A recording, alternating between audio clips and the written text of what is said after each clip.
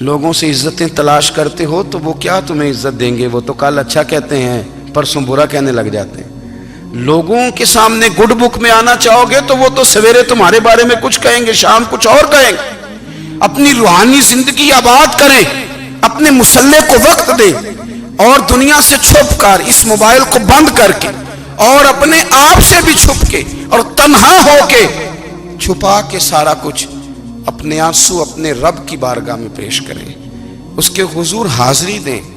سنو نا ترمذی کی حدیث، اور اسے یاد رکھنا، نبی پاک علیہ السلام نے فرمایا اپنے دکھ لوگوں کے سامنے نہ بیان کرنا، سیٹھوں نوابوں کو نہ بتاتے پھرنا، دنیا داروں کے سامنے جا کے نہ رونا کہ میں تکلیف میں ہوں۔ فرمایا اگر دنیا داروں کو دکھ بتاؤ گے رب تمہیں کبھی غنی نہیں کرے گا۔ اور لوگ ہیں کہ الٹا مذاق اڑائیں گے آپ کی، جس سے بڑی پکی یاری ہے نا، پکی، وہ تب تک پکی ہے جب تک آپ نے 50,000 مانگا نہیں، اور جس وقت آپ نے کہہ دیا کہ میں مجبور ہوں میری مدد کر، تو پھر ختم ہو گئی دوستی۔ لوگوں کے تعلقات آپ کے ساتھ تب تک ہیں جب تک آپ ان سے کوئی ضرورت وابستہ نہیں کرتے۔ کریم محبوب فرمانے لگے بندوں کے سامنے دکھ نہ بیان کرنا، اللہ تجھے کبھی غنی نہیں کرے گا۔ تو اپنے دکھ اپنے رب کو بتا، تو دعائیں مانگ، تو اس کی بارگاہ میں حاضر ہو، تو اس کے حضور عرض کر۔ فرمایا اپنے دکھ اپنے رب کو بتا، وہ جلدی کرے یا دیر سے کرے تجھے ساری دنیا سے بے نیاز کر دے گا، تجھے کسی کا محتاج نہیں رہنے دے گا۔ اپنے مسلح کو، اپنی دعاؤں، ایک بزرگ فرماتے ہیں میں نے دعا مانگنے کا طریقہ اپنی بیوی سے سیکھا، دعا مانگنے کا طریقہ اپنی، سیکھنے والے تو اپنے بچوں سے بھی سیکھ لیتے ہیں، سیکھنے والے تو ہر ایک سے سیکھتے ہیں۔ وہ کہتے ہیں میں نے دعا مانگنے کا سلیقہ اپنی بیوی سے سیکھا ہے۔ حضرت وہ کس طرح؟ فرمانے لگے میری بیوی نے نا مجھے کوئی کام بتایا، کچھ پیسوں کی ضرورت کے لیے کہا، تو میں نے اسے کہا کہ بھئی ابھی میرے پاس نہیں ہے، کچھ دنوں میں آتے ہیں تو میں دے دوں گا۔ عورتوں کی عادت ہوتی ہے وہ بار بار یاد کراتی ہیں، 2-4 دنوں کے بعد پھر اس نے کہا حضرت وہ میں نے کہا تھا کچھ پیسے، میں نے اسے کہا کہ ابھی میرے پاس نہیں ہے، کچھ دنوں میں ملتے ہیں تو میں تمہیں دے دوں گا۔ اس نے کچھ دنوں کے بعد پھر کہا حضور وہ میں نے کچھ پیسے کہے تھے۔ فرماتے میں نے ڈانٹ دیا، میں نے کہا کہ کیا تو روز مجھے شرمندہ کرتی ہے، کہا نا میرے پاس نہیں ہے، ہوں گے تو دے دوں گا، تو روز یاد کراتی ہے۔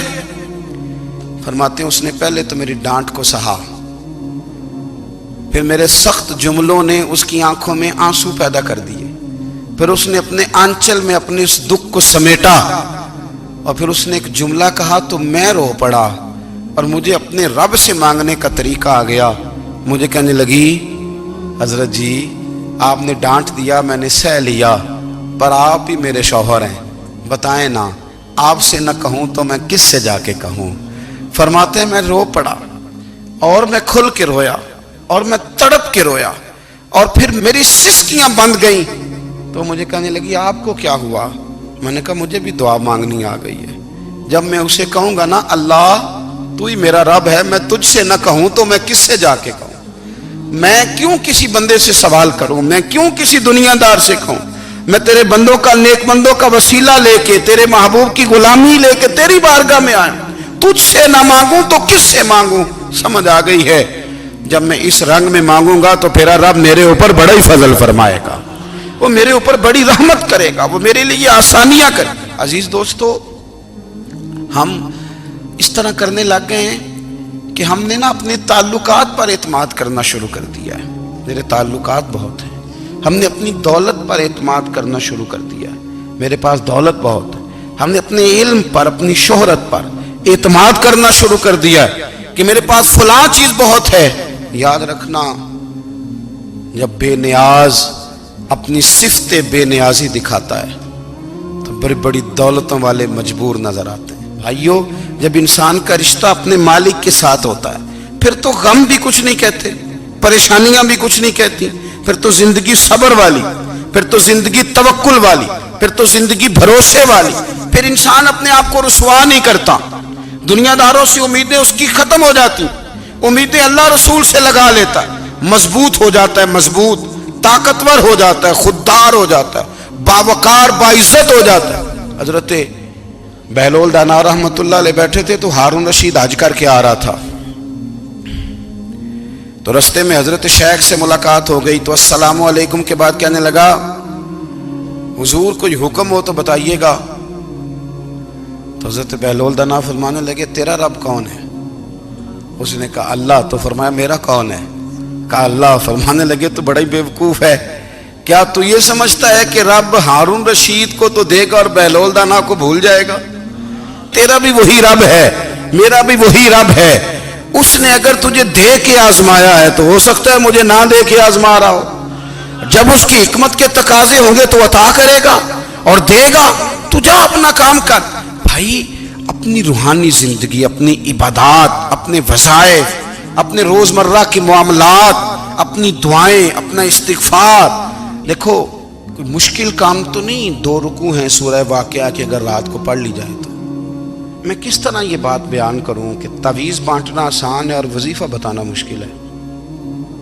سارا دن تعویذ بانٹیں تو لوگ لینے کو تیار ہیں، اور اگر آپ وظیفہ بتائیں تو کہتے ہیں تو مشکل کام ہے. او خدا کے بندے، اگر آپ کا تعلق قرآن پاک کے ساتھ مضبوط ہو، قرآن پاک کے ساتھ اگر آپ کا رشتہ ہو، لوگ سفارشیں ڈھونڈتے ہیں نا دنیا میں، کوئی تعلق مل جائے تو میرا کام ہو جائے. دنیا میں اتنا مشکل معاملہ ہے، آخرت میں مجھے بتائیے گا کتنا مشکل معاملہ ہوگا. میرے نبی پاک صلی اللہ تعالی علیہ وسلم نے فرمایا جو لوگ سورہ ملک پڑھا کرتے تھے نا، سورہ ملک، یہ سورت ملک قیامت میں ان کی سفارش کرے گی، اور اس طرح کرے گی کہ کہے گی اے اللہ یہاں اس بندے کو جنت میں داخل کر دے یا مجھے قرآن پاک سے علیحدہ کر دے. تو رب فرمائے گا جا اس کا دامن تھام کے اسے جنت تک پہنچایا.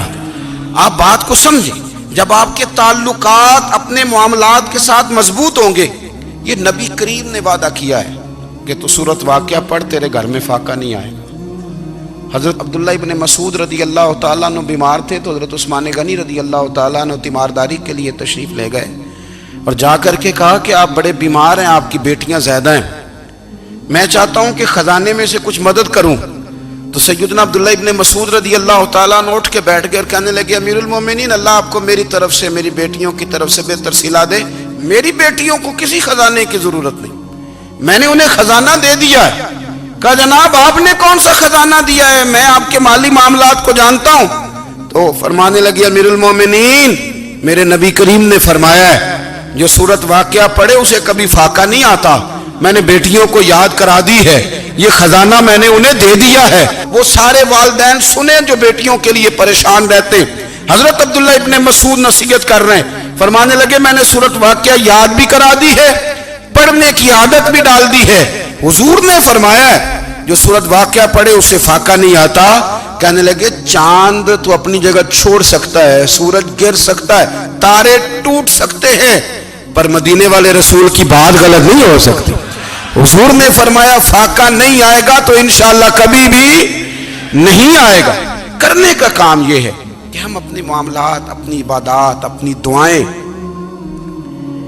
کبھی 10 منٹ عادت ہو جائے نا دعا مانگنے کی علیحدہ سے رات کو. حضور نے فرمایا جو فرض نماز کے بعد دعا مانگے اللہ اس کی قبول کر لیتا ہے. نبی پاک صلی اللہ تعالی علیہ وسلم نے فرمایا اللہ مسافر کی دعا قبول فرماتا ہے. حضور نے فرمایا اللہ مظلوم کی دعا قبول فرماتا ہے. حضور نے فرمایا بیمار سے دعا کراؤ اللہ اس کی دعا قبول فرماتا ہے.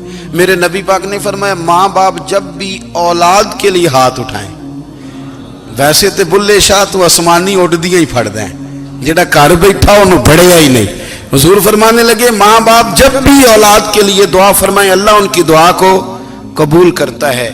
آپ اپنا تعلق بنائیں دعا کے ساتھ، عبادت کے ساتھ، مصلی کے ساتھ رشتہ بنائیں، استغفار پڑھیں. صلاح الدین ایوبی صلیبی جنگوں میں تھے، رات کو مسجد اقصیٰ میں نماز پڑھی تو پریشان تھے. ایک بزرگ سے ملاقات ہوئی تو وہ کہنے لگے کہ آپ بڑے پریشان ہیں. کہنے لگے حضور پریشان اس لیے ہوں کہ پہلے ہی مسلمان کمزور ہے، اب میں نے سنا ہے دشمن کا ایک بحری بیڑا وہ جنگی سامان سے بھرا ہوا آ رہا ہے، تو اب ان کے پاس اور تلواریں اور نیزے آ جائیں گے، مسلمانوں کے پاس پہلے ہی وسائل کی کمی ہے، پریشان ہو کس طرح کر کے مقابلہ کریں گے. یہ بات کہتے ہی صلاح الدین ایوبی نے بزرگوں سے کہا حضور آپ بھی دعا کرنا، دعا کی بڑی طاقت ہے. میرے نبی پاک نے فرمایا دعا مومن کا ہتھیار ہے، دعا مومن کا، دعا مومن کا۔ حضور نے فرمایا تقدیر کو سوائے دعا کے کوئی چیز نہیں بدل سکتی، دعا مومن کا ہتھیار ہے، یہ کافر کے پاس کوئی نہیں، یہ ہتھیار ہے مومن کا۔ اللہ کرے آپ کو سمجھ آئے، پھر سنیں، کئی بار کہہ چکا ہوں یہ ہتھیار ہے۔ کافر کے مقابلے میں جو تیرے پاس سب سے بڑا ہتھیار ہے وہ دعا ہے۔ دعائیں کرانی چھوڑ دی، کرنی چھوڑ دی، لینی چھوڑ دی۔ حضرت سیدنا انس بن مالک رضی اللہ تعالیٰ عنہ فرمایا کرتے تھے، میں نے وہ رنگ دیکھا ہے جب حضور دعا مانگتے تھے اور حضور کی مقدس آنکھوں میں آنسو بھی ساتھ ہی بہا کرتے تھے، میں نے وہ انداز دیکھا ہے۔ تو صلاح الدین ایوبی بزرگ سے کہنے لگے آپ بھی دعا کیجیے، اور خود رونے لگے اور سر سجدے میں رکھ کے رونے لگے، اور عشاء سے لے کر فجر تک روئے، خوب روئے۔ صبح وہ بزرگ آئے تو صلاح الدین ایوبی کا خوبصورت اور ہنستا ہوا چہرہ دیکھا، کہنے لگے آپ بڑے خوش ہیں، رات تو میں نے بڑے روتے ہوئے دیکھا تھا۔ تو کہنے لگے حضور وہ جو بحری بیڑا آ رہا تھا نا وہ پانی میں ڈوب گیا ہے، اب وہ نہیں آ رہا، ابھی خبر آئی ہے تو میں بڑا خوش ہوں۔ بزرگ کہنے لگے اٹھ سینے سے لگ اور سن ایک بات، وہ بحری بیڑا پانی میں نہیں ڈوبا، وہ تیرے آنسوؤں میں ڈوب گیا ہے۔ وہ جو تو رات رویا ہے نا رب کریم کی بارگاہ میں تو وہ ڈوب گیا ہے۔ حضرت عائشہ صدیقہ رضی اللہ تعالیٰ عنہ فرماتی ہیں ایک عورت تھی اور اسے نبی پاک صلی اللہ تعالیٰ علیہ وسلم نے نا وہ کلمہ پڑھ کے مسلمان ہوئی، مدینہ طیبہ آ گئی تو حضور نے مسجد نبوی شریف میں اس کے لیے مکان، ایک سادہ سا کمرہ ساتھ مسجد کے بنوا دیا، وہیں رہنے لگی۔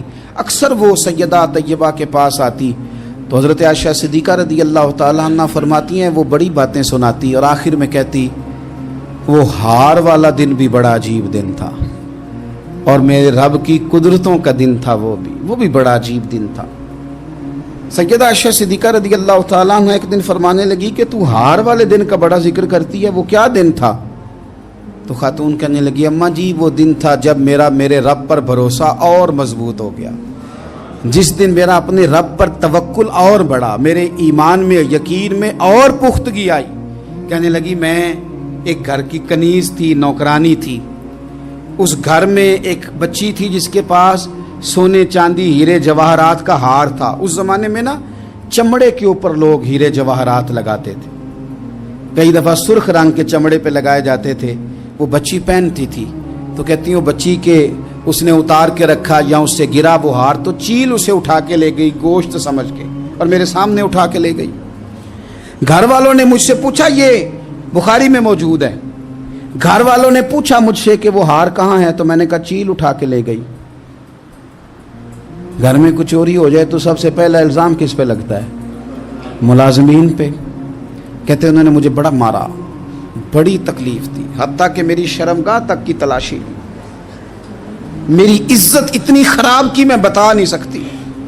میں نے اپنی زندگی میں ایک واقعہ دیکھا، ایک امیر گھر میں چوری ہو گئی، ملازم کو اتنا مارا کہ وہ چارپائی پہ پڑ گیا، پولیس والوں سے اتنی مار پروائی گئی کہ وہ بیچارہ چارپائی پہ پڑ گیا، اور پھر وہ اتنا بیمار ہوا اور کچھ دنوں کے بعد پتہ چل گیا کہ چور تو اپنا بیٹا ہے ان کا، پھر اس کا انتقال ہو گیا۔ اب وہ سیٹھ صاحب اور گھر والے آ کے نا مرنے والے کے کان میں معافیاں مانگ رہے ہیں، کان میں۔ تو میں نے ان سے پھر کہا تھا کہ یہ تو اب چلا گیا ہے، تمہارا زور چلتا تھا نا تو تم نے قانون خریدا اور تم نے اسے جتنا ہو سکا تم نے اسے مار پڑوائی، تمہارے پاس جو عدالتیں تھیں تم نے وہاں کارروائی کی، اب ایک عدالت قیامت کے دن لگے گی۔ یہ کمزور تھا نا، کچھ کر نہیں سکا۔ میرے نبی پاک صلی اللہ علیہ وسلم نے فرمایا سن لو، اگر سینگ والی بکری نے بغیر سینگ والی بکری کو تکلیف دی ہوگی نا تو قیامت کے دن اسے بھی بدلہ دینا پڑے گا کہ تیرے پاس سینگ تھے اور تو نے اسے مارا تھا۔ وہ خاتون عرض کرتی ہے سیدہ عائشہ کی خدمت میں کہ مجھے بڑا مارا، مجھے تکلیف دی، میں کہہ رہی تھی کہ میرے سامنے چیل لے گئی ہے پر وہ نہیں مان رہے تھے، اماں جی انہوں نے مجھے بڑا مارا۔ حضرت عائشہ صدیقہ کہتی ہیں پھر کیا ہوا؟ کہنے لگی اماں جی جب کوئی میرا مددگار نہ رہا، مجھے تکلیف دے رہے تھے، رسوا کر رہے تھے، تو میں نے اپنے رب سے مدد چاہی، میرے رب کی طرف میں نے توجہ کی، میں نے کہا مالک اب تو ہی میرا مددگار ہے، कहती है वो मुझे मार रहे थे तो वो चील जो हार ले गई थी वही लेके वापस आ गई, और हमारे सरों के करीब ला के उसने जब उस हार को फेंका, वो मुझे छोड़ के साइड पे हुए, वो मेरी बेगुनाही जान गए। लेकिन आपको बताऊं, उस दिन से मेरा अपने रब पर यकीन और बढ़ गया। मुझे समझ आ गई कि जब इंसान पूरा टूट जाता है और जब कोई चारों जानिब उसका मददगार नहीं होता, तो रब तो होता है ना, अल्लाह तो उसका मददगार होता है ना, वो तो फिर अपने उस बंदे की मदद करता है ना, फिर वो तो तवानाई देता है ना, वो तन्हा नहीं छोड़ता, वो तो आंसुओं वालों के आंसुओं पे बड़ा करम फरमाता है, वो तो कसम पुरसी में आ जाता है, उसकी रहमत बढ़ के इस्तकबाल कर लेती।